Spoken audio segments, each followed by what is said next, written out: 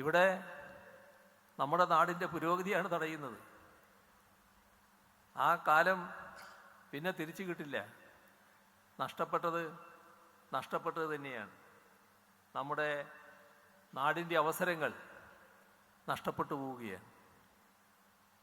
അങ്ങേയറ്റത്തെ കുറ്റകരമായ കെടുകാര്യസ്ഥതയാണ് അന്നത്തെ ഗവൺമെൻറ് കാണിച്ചത്. പക്ഷേ 2016 LDF സർക്കാർ ഈ പദ്ധതി നടപ്പാക്കാൻ തയ്യാറായപ്പോൾ നമ്മൾ എന്ന് പറഞ്ഞാൽ കേരളം നേരത്തെ UDF സർക്കാർ കാണിച്ച കെടുകാര്യസ്ഥതയ്ക്ക് പിഴയടക്കേണ്ടി വന്നു.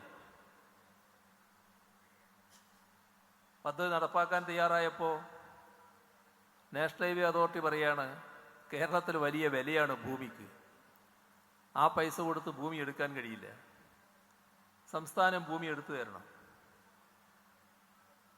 ഇന്ത്യയിൽ ഒരിടത്തും സംസ്ഥാന സർക്കാർ വില കൊടുത്ത് ഭൂമി എടുത്തിട്ടില്ല നാഷണൽ ഹൈവേക്ക് വേണ്ടി. സ്വാഭാവികമായും നമ്മൾ ആ കാര്യത്തിൽ തർക്കം ഉന്നയിച്ചു, വലിയ തർക്കമായി. പക്ഷേ നമ്മൾ വല്ലാത്ത ഗതികേടിൽ. ഇവിടെ ഈ പദ്ധതി കഴിയാവുന്നത്ര വേഗം നടക്കുക എന്നത് നമ്മുടെ ആവശ്യമാണ്. അങ്ങനെ നടന്നില്ലെങ്കിൽ പിന്നെയും നമ്മൾ പുറകോട്ട് തള്ളപ്പെടുകയാണ് ചെയ്യുക. അപ്പോൾ ആ പദ്ധതി നടപ്പാക്കണമെന്ന നിർബന്ധം നമുക്കുണ്ട്. എന്നാൽ ഈ പറയുന്ന കാര്യം മുഴുവൻ വഹിക്കാൻ നമുക്ക് സാധിക്കുകയില്ല.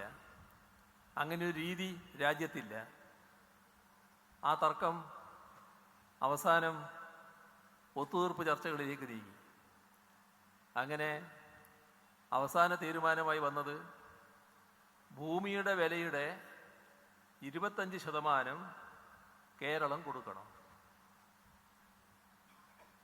5600 കോടി രൂപ ഇതിൻ്റെ ഭാഗമായി കേരളത്തിന് കൊടുക്കേണ്ടതായി വന്നു. അതാണ് നേരത്തെ പറഞ്ഞത് UDF കാണിച്ച കെടുകാര്യസ്ഥതയ്ക്കുള്ള പിഴ. പക്ഷേ ഇപ്പം നാം കാണുന്നത് എന്താണ്? ഇപ്പോൾ 2 ദിവസം മുൻപ് വാർത്ത കണ്ടില്ലേ? നാഷണൽ ഹൈവേയുടെ അങ്ങേയറ്റം തലപ്പാടി മുതൽ ചെർക്കള വരെയുള്ള ഭാഗം പൂർണ്ണമായി എന്ന്. പൂർണ്ണമാകുന്ന ഒരുപാട് ഭാഗങ്ങളില്ലേ കാണാൻ നമുക്ക് കഴിയുന്നത്?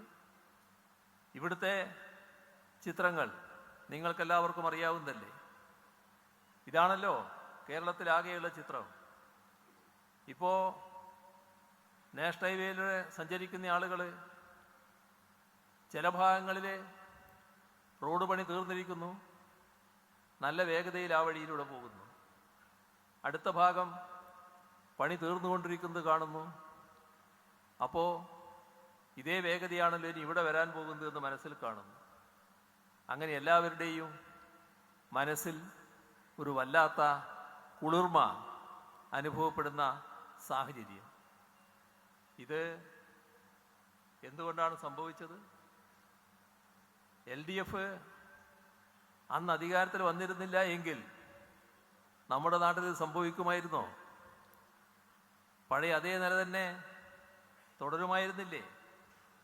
അപ്പോൾ LDF വരും, എല്ലാം ശരിയാകും എന്ന് പറഞ്ഞത് പൂർണ്ണമായും അന്വർത്ഥമാകുന്ന നിലയാണല്ലോ നമ്മളിവിടെ കണ്ടത്.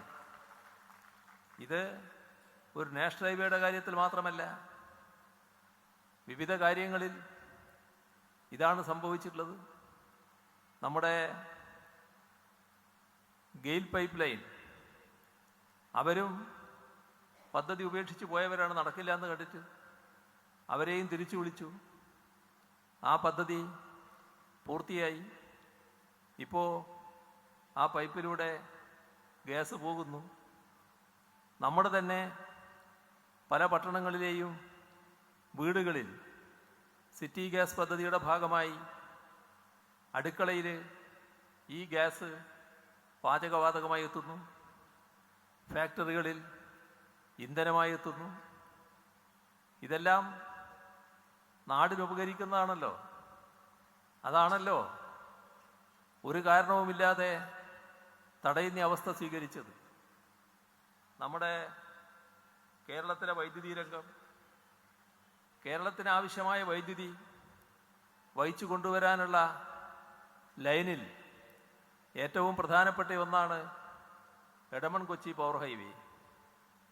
ആ പണി കോട്ടയം ജില്ലയിൽ ഒരിടത്തെത്തിയപ്പോൾ അവിടെ നിന്നു, പിന്നെ അങ്ങോട്ടില്ല.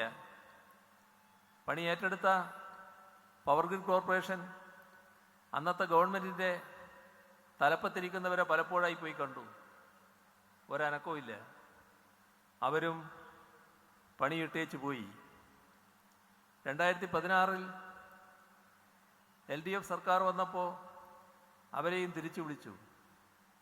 അവരെ പണി പുനരാരംഭിച്ചു.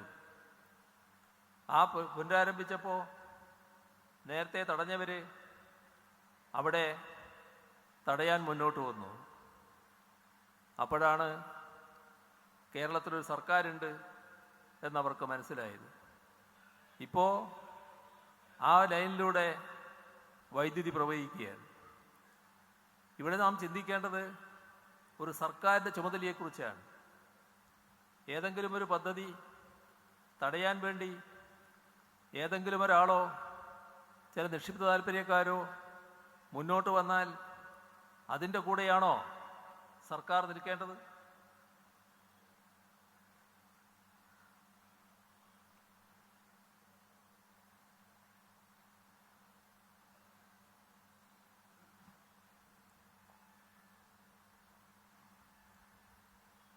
നാടിൻ്റെ താല്പര്യത്തോടൊപ്പമല്ലേ സർക്കാർ നിൽക്കേണ്ടത്?